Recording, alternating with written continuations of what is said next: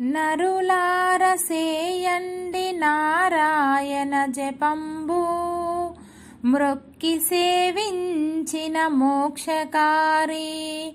జనులార పలకండి జయ రామనామంబు, కార్యార్థములకెల్ల కల్పవల్లి. ప్రజలార సేయండి పంకజాక్షుని పూజ, సాయోధ్య పదవికి సాయకారి. మానవ బుద్ధులార మరవక తలచుడి, పరమాత్మ శబ్దంబు పాపహారి. పెక్కు మార్గంబులనొక్క ప్రేమ చేత, భక్తితో రామ మంత్రము పఠన చేసి, మ్రొక్కి సేవించి చెందండి మోక్ష పదవి.